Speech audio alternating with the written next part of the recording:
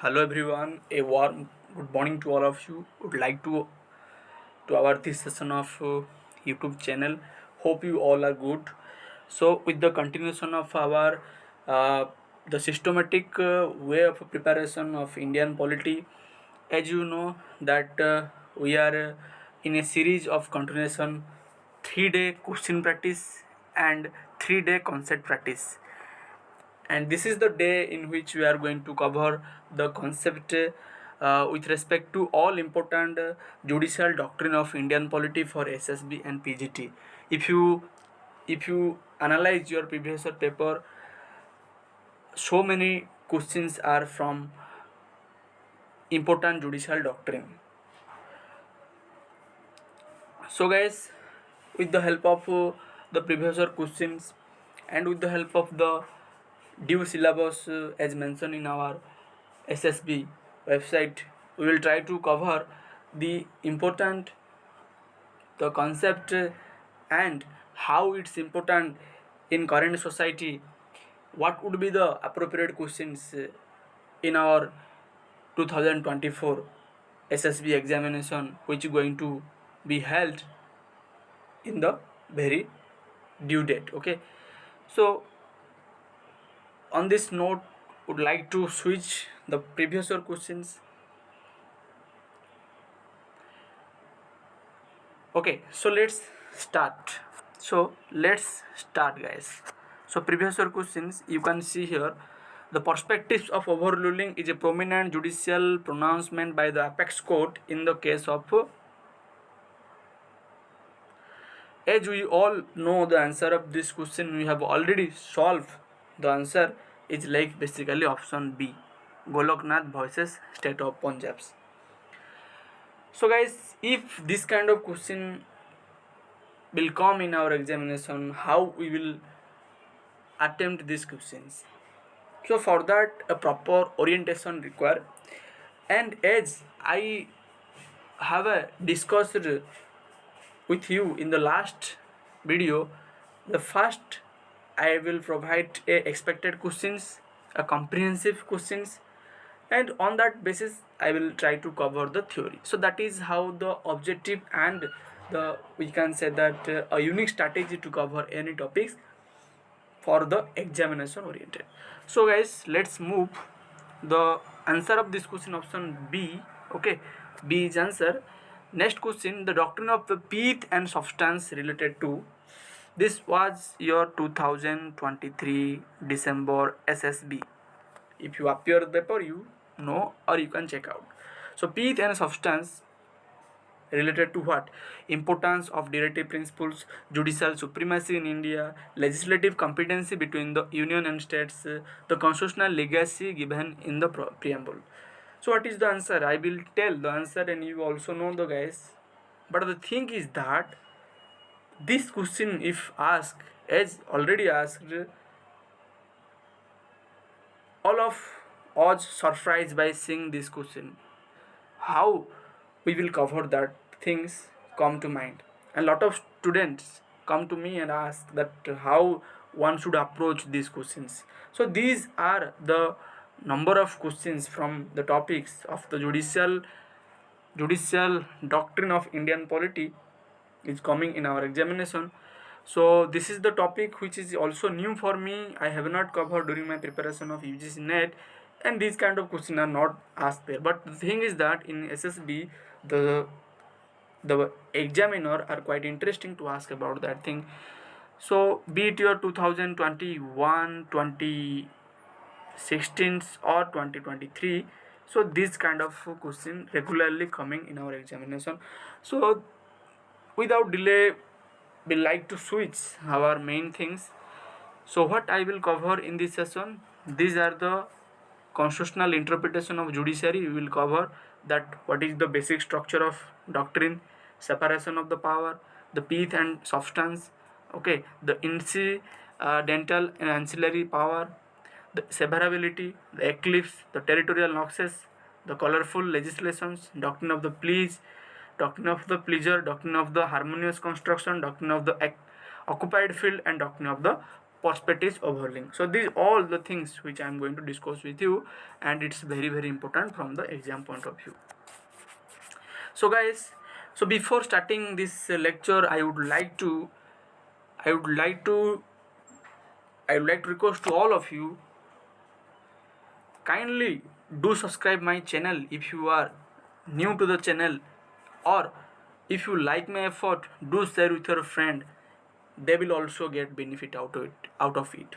And believe me, nowhere in ever, be it your social media, be it your YouTube, this kind of content which are dedicatedly uh, prepared for the SSB or PGT examinations, so nowhere you will found, I can guarantee you. So on this note, please subscribe and also like or press bell icon if you like our effort. So guys, without I am taking your too much time, we'll quickly start the our discussion, and this is going to be a surprise for all of you. And this is a table which on the basis of that I am going to cover the judicial doctrine and the concept and the case. Okay, before that, let you know what kind of question will be there, okay, or how can be the question asked. So there is a sample question like before you, that is going to help that how this can be like cover. Okay, so here is the match of the following questions, and I am going to start your timer. You need to provide the answer. Okay, here is the options, so you need to provide the answers. The time start now, 30 seconds. So just attempt these questions, no matter you are able to provide the answer or not, but try to attempt that thing. Will let you know what is the answer, how can I cover that topics, and what will be the expected things. And guys, here the time is of, let me provide the answer. So this side the judicial doctrine, this side the related concept. Okay, like pith and substance, doctrine of territorial noxes, harmonious construction, and doctrine of severability. So let's first match the doctrine of the pith and substance, that is related to the check, real and actual jurisdiction of the state legislature and parliament with respect to the specific law. Okay, so that is how fast to the second is answer. You can eliminate. So option A and C. So this is how way of approaching the questions. Doctrine of the territorial noxes. Okay, doctrine of the territorial noxes, the state can only implement law within its territory. The name, by the name itself clear, the territorial noxes, that means within the territory the state can implement the law. That is how obvious answer. So you can, by using general knowledge, even if you don't know, you can match this thing. Okay, so that is how beauty of the questions. Okay, match of the following. So obviously you will get the answer option C. So this is guys the, from this question we notice we need to cover the judicial doctrine and related concept. Okay, don't you think so?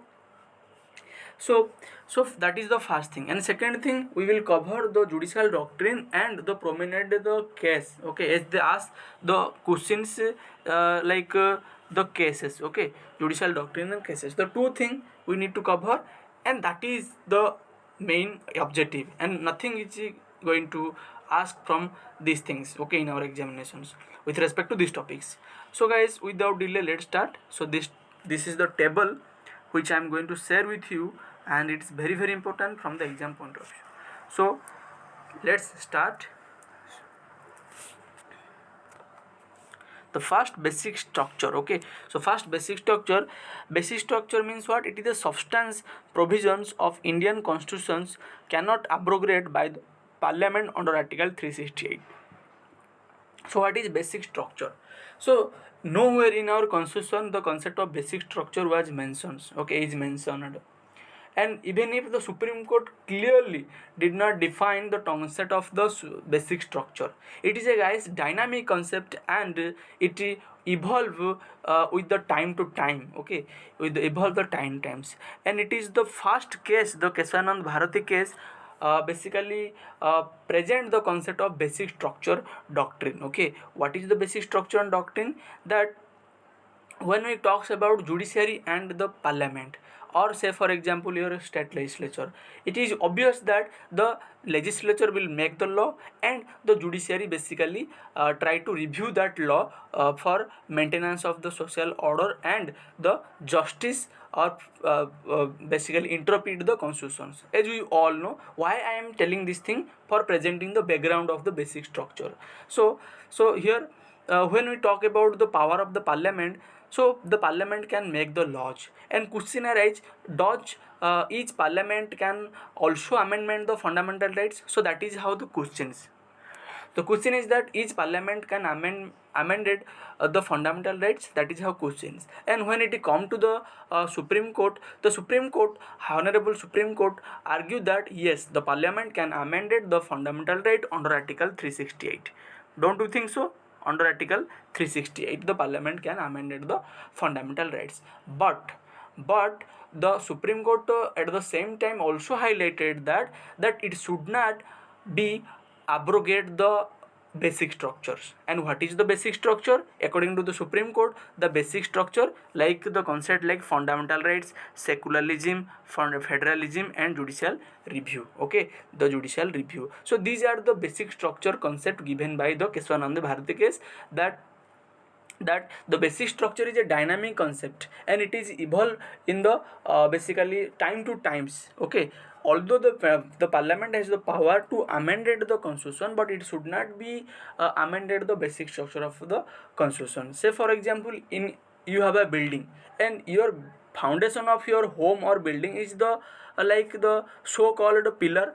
So that should not be destroyed. If that destroy, then the so called essence of the constitution will be abolished. So that's why the Supreme Court come to the picture that basic structure of the Indian constitution should not be amended or should not be abrogated by the parliament. So that is how the idea. Okay, so then Kesanand Bharati case, the first case talks about basic structure. You need to remember basic structure, Kesanand Bharati case, followed by Minerva Mills case 1980s. They talks about supremacy of the constitution is a basic structure. Then SR Bommai case in 1994 talks about the federalism is a basic structure. So federalism and secularism is a basic structure of Indian constitution that cannot be eliminated or amended by the basically or abrogated by the parliament. Yes, that can amended, but that should not be abrogate or go against the concept of the basic structure. So that is how the concept of the basic structure. They can simply ask the question for the first time which case talks about the basic structure cannot be amended by the parliament. That is how Kesanand Bharati case. Okay, thing is clear. Okay, so I hope you are enjoying with learning me. So that is how one thing we cover. Then moving to the next, that is how separation of the power. And separation of power, very easy to understand, that none of the interference of each other activities with the organ of the government, that is legislature, executive, and judiciary. So separation of power, we all know that the government have a three organization: legislature, executive, and judiciary, and each and everyone should perform its own activity. For example, legislature will legislate the law, the executive will implement the law, and judiciary will adjudicate the laws. Okay, that is how the separation of the power, which also mentioned in Article 50. Can anyone tell me the separation of the power we can found in which provision of the Indian constitution? So we can call its article. Who will tell me? Article 50 DPSP, the separation of the executive from judiciary. Okay, separation of executive from judiciary. If you have not seen the lecture, go and watch the lecture of the fundamental right and DPSP. There I cover that thing. Okay, and what are the case related to the separation of the power?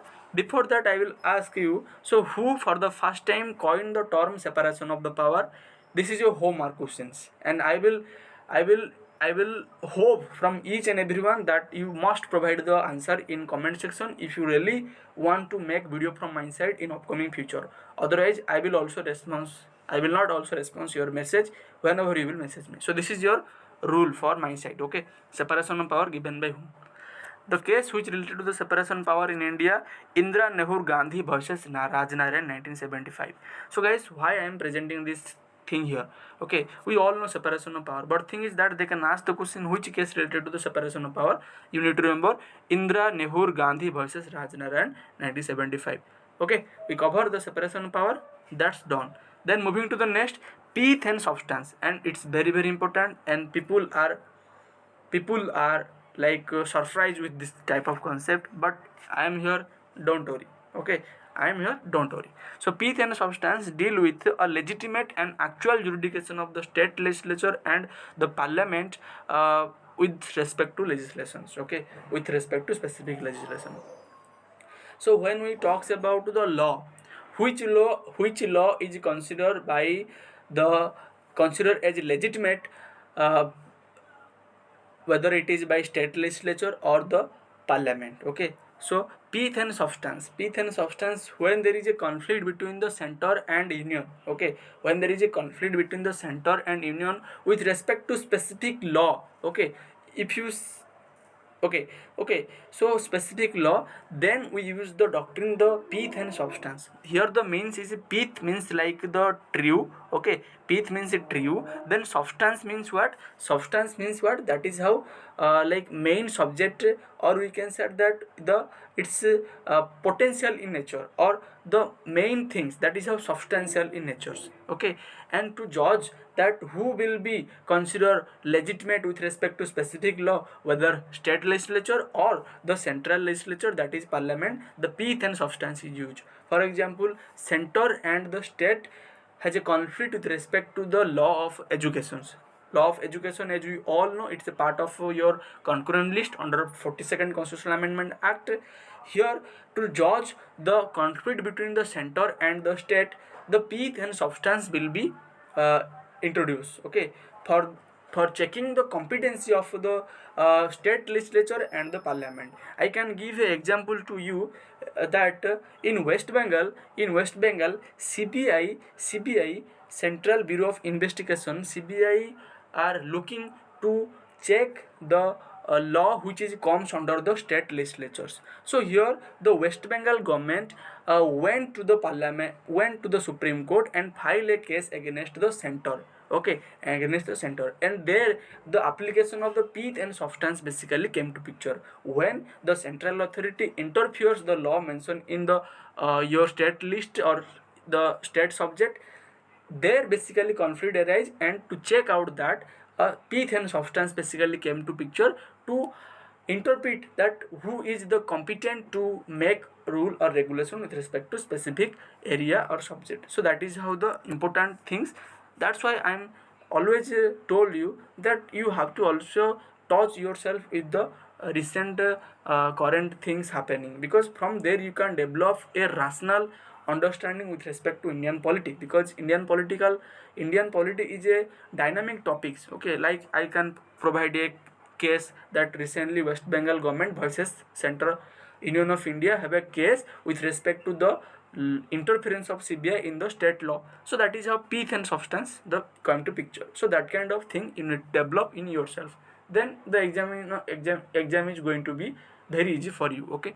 So the case is that Profula versus Bank of Commerce, okay, Profula versus Bank of Commerce 1946. In their case, the famous concept pith and substance used, okay. Can be asked what is the pith of substance or the case. So that is how expected thing, please note down, okay.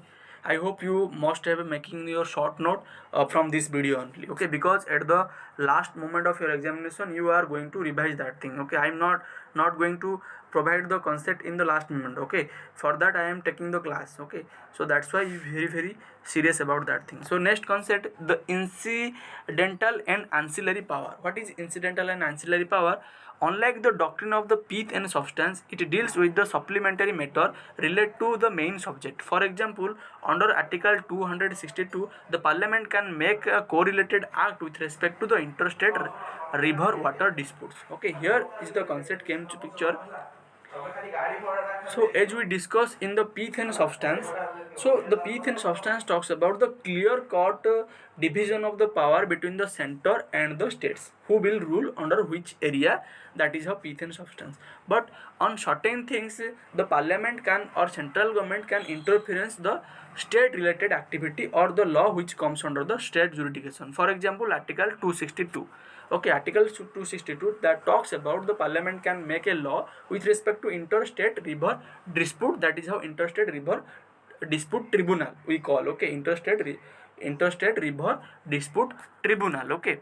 And with respect to that tribunal, the parliament can also make some complementary law, okay, some complementary law with respect to interstate river water dispute. So that is how the concept of ancillary power and incidental law, okay, the law which is made with complementary to the main law, that is how the ancillary and the incidental power, okay. So guys, you need to understand the concept here, okay, because there is important to understand the concept to crack the this kind of question. And the case that state of Rajasthan versus C Chawala, okay, the case is that the state of Rajasthan versus basically G Chawala related to the ancillary power, okay, related to the ancillary power. I hope you don't forget that thing, okay. So moving to the next, now it's very important. After the ancillary power, doctrine of ancillary power, we are going to switch the doctrine of severability. A number of time asked, what is doctrine of severability? Entire law would not be held null and void, but only the specific provision inconsistent with the fundamental rights. What does it mean?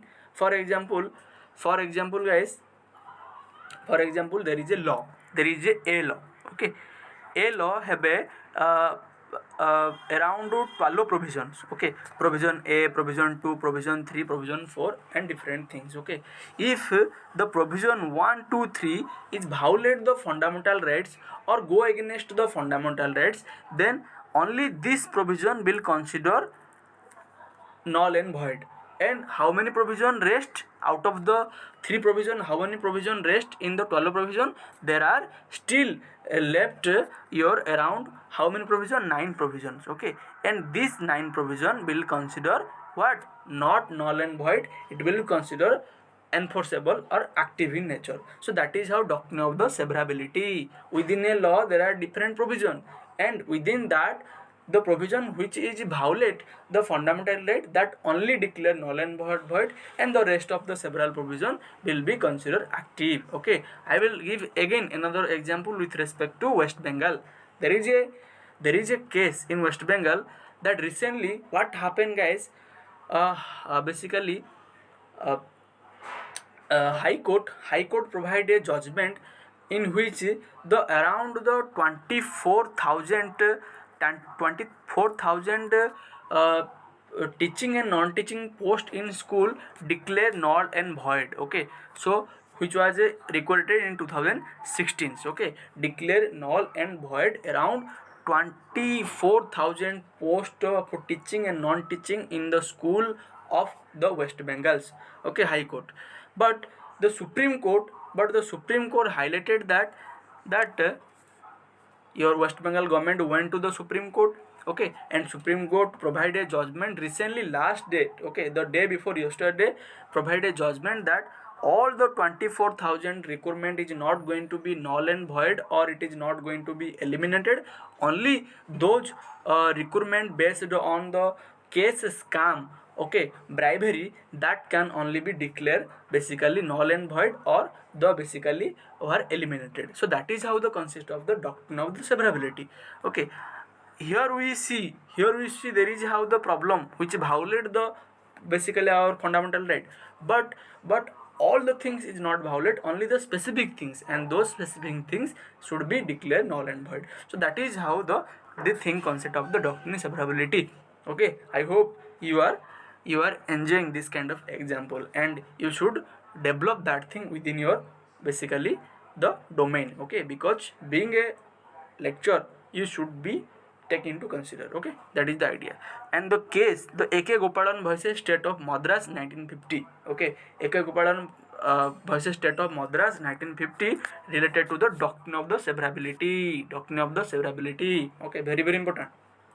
Then moving to next, after doctrine of severability, hope you clear, okay, then I will switch to the doctrine of eclipse. What is doctrine of eclipse? Doctrine of eclipse: if any law inconsistent with the fundamental right that became inactive but not null and void, okay, okay. So that is the idea, doctrine of the eclipse. Eclipse means what? I will provide an example, like for example, there is a statement, Ramo went to appear SSB examination, okay. Ramo went to appear SSB examinations, okay. Then I will wrote he got selected. here the word is missing, that the concept of Ramo. Instead of Ramo, we use the pronouns he. Similarly, in the concept of doctrine of eclipse, the concept basically used here. Okay, the concept basically used here, that if any law which is basically inconsistent with the fundamental right, that became inactive. Okay, that became inactive. So like in this statement, we inactive the word using of Ramo, and instead of using Ramo, we use the word he, because using the Ramo multiple time, it's not providing a coherence or cohesion in the sentence formation. So similarly here, the law which is inconsistent in the fundamental rights, that cannot be used and it became inactive, but it is not null and void. If it can be active, if its due nature of are not threat to fundamental rights. Say for example, any law, any kind of law, you can take example like I can provide an example here. Simply hypothetically take example A law. Okay, A law, and this is how the B is our fundamental rights. If this thing is basically derogatory to the fundamental right according to doctrine of eclipse, and that should be not inactive. Okay, that should be not active, that should be what, that should be overshadowed by the fundamental right. So overshadowed by the fundamental right. But if this A law in your future it is not problematic to the fundamental right, that should be active. A number of law you can see, or judgment also you can experience in the upcoming day or in the past also, which were earlier basically not active, but nowadays they basically active. Okay, so that is how the concept of basically the doctrine of the eclipse. Okay, and the famous case is that Bhikaji Narayan Dhakar's versus state of Madhya Pradesh. Okay, so Bhikaji Narayan Dhakar versus state of Madhya Pradesh related to doctrine of eclipse. So they can simply ask the question, which one of the following doctrine related to the law which is inconsistent with the fundamental right are not declared null and void. That is our doctrine of eclipse. Okay, that is the simple things. Then if it is clear, then I will switch to the concept doctrine of the territorial successor, and it is very easy to understand. Okay, the state can only implement the law within its own territorial jurisdiction. That is obviously, for example, Odisha. So Odisha government will implement those law which comes under our boundary of the Odisha. That is how the territorial annexations. And the famous like case, that is state of Bombay versus RMDC. Okay, state of Bombay versus RMDC related to the doctrine of the territorial annexations.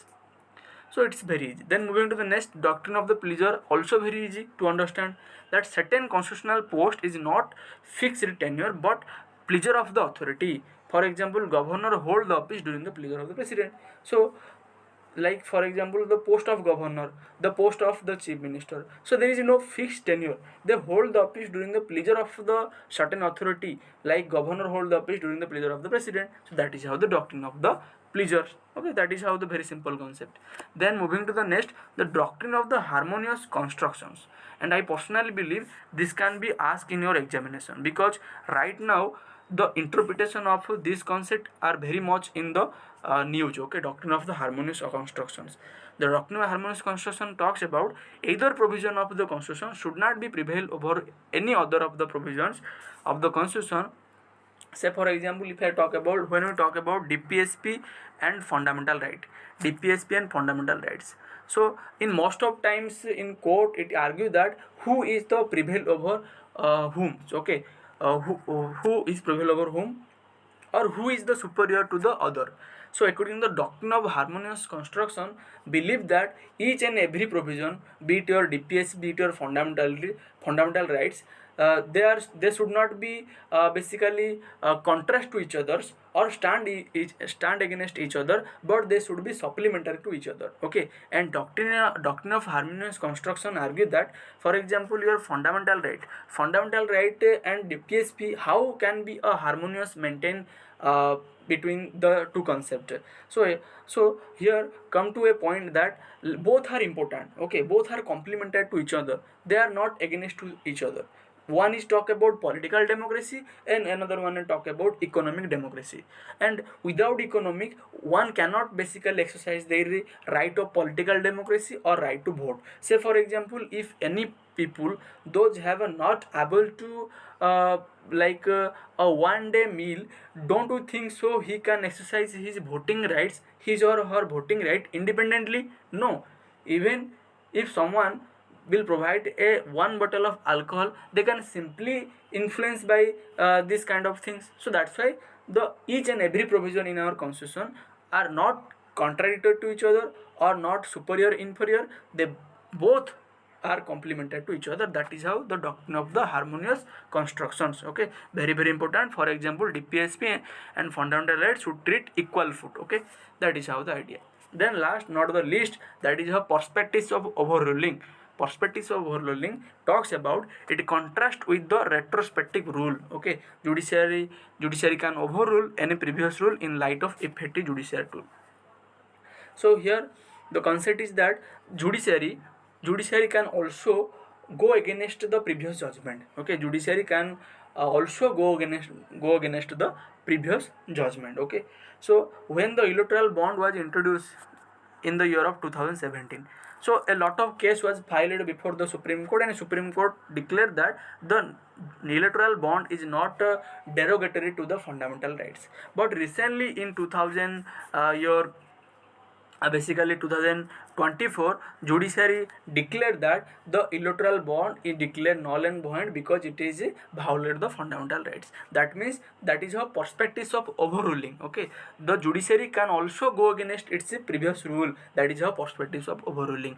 And it is very important, for the first time in Goloknath case versus State of Punjab in 1964, the Supreme Court provided a verdict. That is how the overruled judgment of the Shankari Prasad case. In Shankari Prasad case, the Supreme Court highlighted that the Parliament can amend the fundamental rights, but to overrule that, Goloknath versus State of Punjab argued that the Parliament cannot amend the fundamental rights. Okay, that is how perspectives of overruling. Okay, you can simply also take your own example. Say for example, today you think that I should not go for cinema. Okay, today you think that thing, but when your exam is going to be near, you will think that the going to cinema it's not appropriate. So this is how you also take your decision against your past decision. That is how perspectives of overruling. Okay, that's very simple and very easy to understand.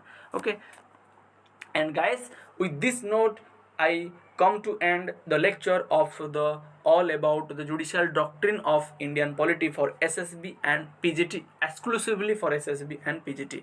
So with this note, would like to take your leave, and lastly not the least, I would like to request you, if you like my effort, do subscribe and do share with your friend, and also like my channel as your mark of attendance, that it will be provide me a great the respect and joyful. Thank you guys. On this note, I would like to end. Thank you everyone being part of this lesson. Thank you.